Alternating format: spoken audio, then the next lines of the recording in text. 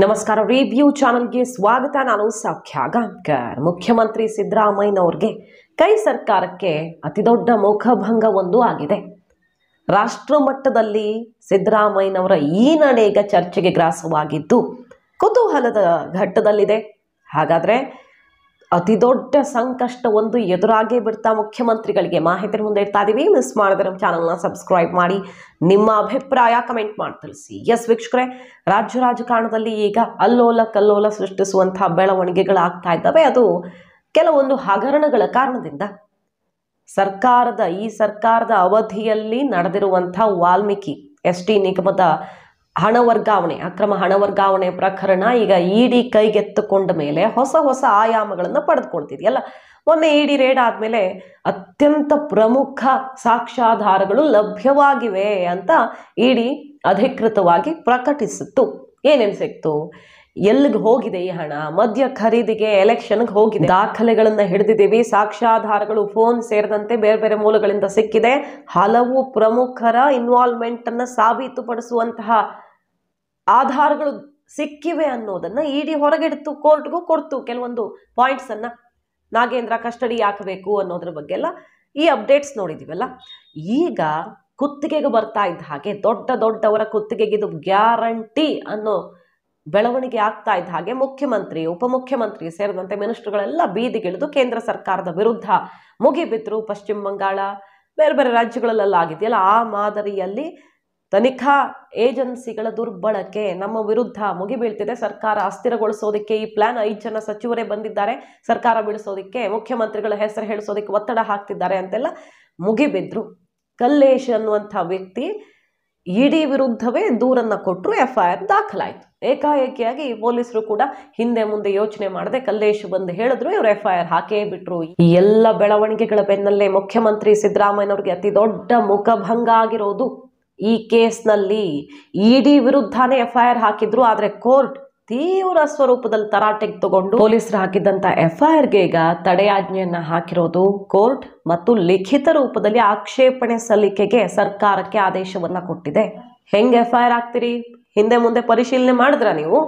ಆ ಕಲ್ಲೇಶ್ ಯಾರು ಮತ್ತು ಕಲ್ಲೇಶ್ ಕೊಟ್ಟ ದೂರು ಹಂಗಾದ್ರೆ 100% ಸತ್ಯ ಅಂತ ಅಂದ್ಕೊಳಕ್ ಸಾಧ್ಯನಾ? ಯಾರೋ ಬಂದು ವಿಚಾರಣೆ ಕರೆದವರೆಲ್ಲ ತನಗೆ ಬೆದರಿಸಿದ್ರು ಅಂತಾನೆ ಹೇಳೋದು. ಯಾರು ವಿಚಾರಣೆಗೆ ಹೋಗಿ ಬಂದವರು ನಂಗೆ ತುಂಬಾ ಪ್ರೀತಿ ಮಾಡಿ ಕಳಿಸಿದ್ರು ಇಡಿ ಅಧಿಕಾರಿಗಳು, ಎಷ್ಟು ಚೆನ್ನಾಗಿ ನೋಡ್ಕೊಂಡ್ರು ಅಂತ ಹೇಳಲ್ಲ. ಈ ರೀತಿ ಮಾಡ್ತಾ ಹೋದ್ರೆ ನಾಳೆ ಯಾವ ತನಿಖಾ ಸಂಸ್ಥೆಗಳು ಕೂಡ ಸರಿಯಾಗಿ ತನಿಖೆನೆ ಮಾಡೋಕ್ಕಾಗಲ್ಲ ಅನ್ನುವಂಥ ಆಕ್ರೋಶದ ಮಾತುಗಳನ್ನಾಡಿದೆ ಕೋರ್ಟ್. ಏನ್ ಅಂದ್ಕೊಂಡಿದ್ದೀರಿ ನೀವು ಅಂತ. ಅದ್ರ ನಡುವೆ ಇನ್ನೂ ಒಂದು ಬಿಗ್ ಬಾಂಬ್ ಬ್ಲಾಸ್ಟ್ ಆಗಿದೆ. ಅದೇನಪ್ಪಾ ಅಂತ ಕೇಳಿದ್ರೆ, ಈ ಕಲ್ಲೇಶ್ ಯಾರ ಮಾತಿನ ಆಧಾರದಲ್ಲಿ ಮುಖ್ಯಮಂತ್ರಿ, ಉಪಮುಖ್ಯಮಂತ್ರಿಗಳೆಲ್ಲ ಬೀದಿಗಿಳಿದು ಹೋರಾಟ ಮಾಡ್ತಿದ್ದಾರೋ, ಯಾರ ಆಶ್ರಯವನ್ನ ಪಡೆದುಕೊಂಡಿದ್ದಾರೋ ಮುಖ್ಯಮಂತ್ರಿಗಳು ಈ ಕೇಸ್ನಿಂದ ಬಚಾವಾಗೋದಿಕ್ಕೆ, ಆದ್ರೆ ಆ ಕಲ್ಲೇಶ್ನನ್ನ ಸ್ವತಃ ಸಿದ್ದರಾಮಯ್ಯನವರೇ ಅಮಾನತ್ತು ಮಾಡಿದ್ದಾರೆ. ಕರ್ತವ್ಯ ಲೋಪ. ಆತ ಕೂಡ ತಪ್ಪು ಮಾಡಿ ಸಿಕ್ಕಾಕೊಂಡಿರೋ ವ್ಯಕ್ತಿ ಈಗ ತನ್ಗೆ ಈ ತರ ಒತ್ತಡ ಹಾಕಿದ್ರು ಇಡಿ ಅವರು, ಸಿದ್ದರಾಮಯ್ಯನವ್ರ ಹೆಸರು ಹೇಳೋದಕ್ಕೆ ಅಂತ FIR ಕೊಟ್ಟ ತಕ್ಷಣ ಅದರ ಆಧಾರದಲ್ಲಿ ಅವ್ರು ಪ್ರತಿಭಟಿಸಿದ್ರು. ಒಂದ್ ಕಡೆ ಕೋರ್ಟ್ನಿಂದ ಬಿಗ್ ಶಾಕ್ ಆದ್ರೆ, ಮತ್ತೊಂದ್ ಕಡೆ ಕಲ್ಲೇಶ್ನ ಹಿನ್ನೆಲೆ ಹೊರಗಡೆ ಬರ್ತಾ ಇದ್ದ ಹಾಗೆ ಮತ್ತೊಂದು ದೊಡ್ಡ ಮುಜುಗರವೇ ಎದುರಾಗಿದೆ ಸರ್ಕಾರಕ್ಕೆ. ನೋಡಿ, ಕಲ್ಲೇಶ್ ಅಪರ ನಿರ್ದೇಶಕ ಸಮಾಜ ಕಲ್ಯಾಣ ಇಲಾಖೆ, ಈ ವಾಲ್ಮೀಕಿ ನಿಗಮದಲ್ಲಿ ಹಗರಣ ನಡೆದಾಗ ಆತ ಇದ್ದ ಅಲ್ಲಿ. ಆಮೇಲೆ ಪರಿಶಿಷ್ಟ ಪಂಗಡ ಇಲಾಖೆ ಅಂತ ಶುರು ಆದ ಮೇಲೆ ಅಲ್ಲಿ ಕರ್ತವ್ಯವನ್ನು ನಿರ್ವಹಿಸ್ತಾ ಇದ್ದಿದ್ದು ಈ ಕಲ್ಲೇಶ್. ಕೇಂದ್ರ ಸರ್ಕಾರದಿಂದ ಬಂದಿದ್ದ ಅನುದಾನ ಬಳಕೆ ಪ್ರಮಾಣ ಪತ್ರವನ್ನ ಸಲ್ಲಿಸೋ ವಿಚಾರದಲ್ಲಿ ತಪ್ಪಾಗಿತ್ತು ಆತನಿಂದ. ನಿರ್ಲಕ್ಷ್ಯ ಧೋರಣೆ ಇನ್ನಿತರ ಆರೋಪಗಳ ಮೇರೆಗೆ ಆತನನ್ನ ಸಸ್ಪೆಂಡ್ ಮಾಡಿದ್ರು. ಯಾರು? ಮುಖ್ಯಮಂತ್ರಿ ಸಿದ್ದರಾಮಯ್ಯನವರು. ಇಲಾಖೆಯಲ್ಲಿ ತಪ್ಪು ಮಾಡಿ ಸಿಕ್ಕಾಕೊಂಡಿದ್ದ ಕಲ್ಲೇಶ್ ಸಸ್ಪೆಂಡ್ ಆಗಿದ್ದ. ಕರ್ತವ್ಯ ಲೋಪದ ಕಾರಣದಿಂದ ಜೂನ್ 22ನೇ ತಾರೀಕಿನ ಸಸ್ಪೆಂಡ್, ಮುಖ್ಯಮಂತ್ರಿಗಳ ಆತನನ್ನ ಸಸ್ಪೆಂಡ್ ಮಾಡಿರ್ತಾರೆ. ಈ ಅಕ್ರಮ ನಡೆದಾಗ ಇಲಾಖೆಯ ನಿರ್ದೇಶಕರಾಗಿದ್ದ ಕಾರಣದಿಂದ ಇಡಿ ವಿಚಾರಣೆ ಕರೆಸಿರುತ್ತೆ. ಈಗ ಕೋರ್ಟ್ ಹೇಳ್ತಿರೋದೇನಪ್ಪಾ ಅಂತ ಕೇಳಿದ್ರೆ, ಅದು ಹೆಂಗ್ ಹೇಳ್ತೀರಿ, ಬೆದರಿಸಿದ್ರು ಅಂತ? ವಿಡಿಯೋ ರೆಕಾರ್ಡ್ ಆಗಿರುತ್ತೆ. ಇಡಿ ವಿಚಾರಣೆ ಮಾಡುವಾಗ ವಿಡಿಯೋ ರೆಕಾರ್ಡ್ ಮಾಡುವಂತ ಸಿಸ್ಟಮ್ ಇದೆ. ಆ ವಿಡಿಯೋವನ್ನ ಪರಿಶೀಲಿಸುತ್ತೆ ಕೋರ್ಟ್. ಹಾಗಾದ್ರೆ ಯಾರಾದ್ರೂ ತನಿಖೆಗೆ ಒಳಪಟ್ಟವರು ಇಡಿ ಅಧಿಕಾರಿಗಳ ವಿರುದ್ಧವೇ ದೂರು ಬಿಟ್ರೆ, FIR ಹಾಕಿ ಇಡಿ ಅಧಿಕಾರಿಗಳನ್ನೇ ಅರೆಸ್ಟ್ ಮಾಡೋದಿಕ್ಕಾಗತ್ತಾ? ಈ ಕೋರ್ಟ್ ಮಧ್ಯಪ್ರವೇಶ ಮಾಡದೇ ಇದ್ದಲ್ಲಿ ಖಂಡಿತ ಇಡಿಗೆ ಸಂಕಷ್ಟ ಎದುರಾಗ್ತಾ ಇತ್ತು. ಅಲ್ಲಿ ನಿರ್ದೇಶಕ ಉಪನಿರ್ದೇಶಕರ ವಿರುದ್ಧವೇ FIR ಬೇರೆ ಆಗಿದ್ರಿಂದಾಗಿ ಈ ಕೇಸ್ನಲ್ಲಿ ಸಮಸ್ಯೆ ಆಗ್ತಿತ್ತು.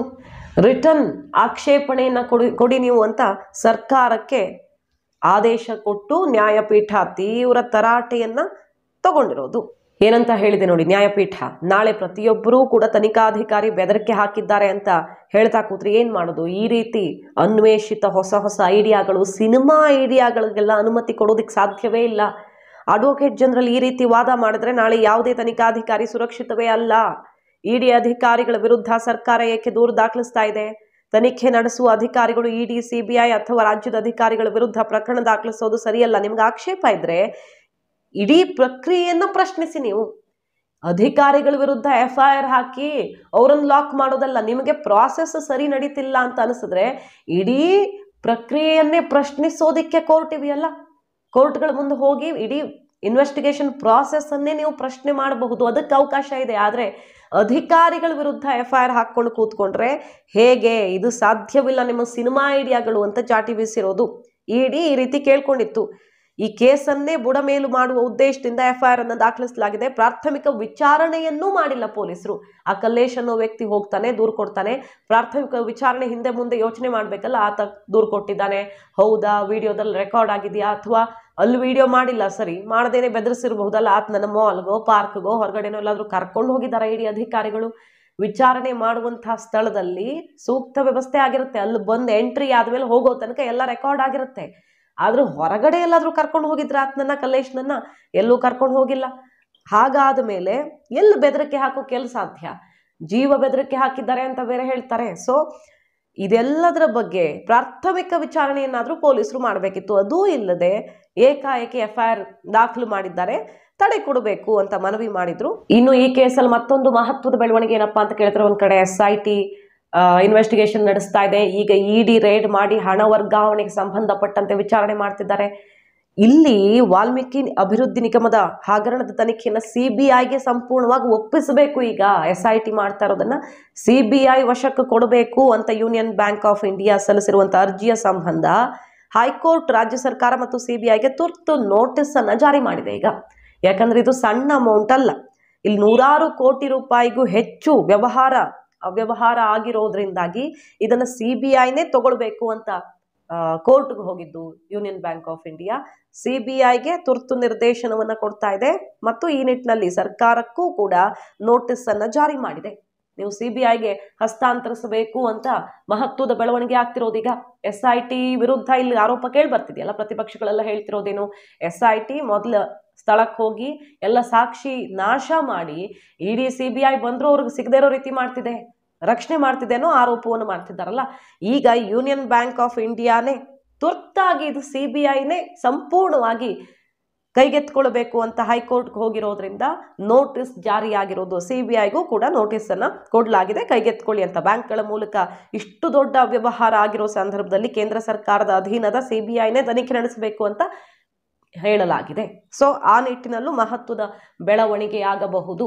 ಇಲ್ಲಿ ಕಲ್ಲೇಶ್ ಏನಾದರೂ ಅಕಸ್ಮಾತ್ ಆಗಿ ಇನ್ವೆಸ್ಟಿಗೇಷನ್ ಸಂದರ್ಭದಲ್ಲಿ ಮುಖ್ಯಮಂತ್ರಿಗಳು ಅಥವಾ ಇನ್ಯಾರೋ ಮಿನಿಸ್ಟ್ರೋ ಯಾರೋ ಆದೇಶ ಕೊಟ್ಟಿದ್ದು ಹೌದು ಅನ್ನುವ ಒಂದೇ ಒಂದು ಹೇಳಿಕೆ ಕೊಟ್ಟಿದ್ರೆ, ಕಲ್ಲೇಶ್ ಅಂತ ಅಲ್ಲ ಬೇರೆಯವರು ಯಾರಾದರೂ ಹೇಳಿಕೆ ಕೊಟ್ಟಿದ್ರೆ, ಖಂಡಿತ ಅವ್ರ ಅಕ್ರಮ ಹಣ ವರ್ಗಾವಣೆ ಮಾಡಿದ್ದಾರೆ ಅನ್ನೋದಕ್ಕೆ ಸಾಕ್ಷಿ ಇದ್ದು ಅವರನ್ನು ವಿಚಾರಣೆ ನಡೆಸಿದಾಗ ಮುಖ್ಯಮಂತ್ರಿಗಳ ಅಥವಾ ದೊಡ್ಡವರ ಹೆಸರು ಹೇಳಿದ್ರೆ ಆ ದೊಡ್ಡವರನ್ನ ಬಂಧಿಸೋದಕ್ಕೆ ಎಲ್ಲ ಚಾನ್ಸು CBI ಅಥವಾ ಇಡಿಗಿದ್ದೇ ಇದೆ.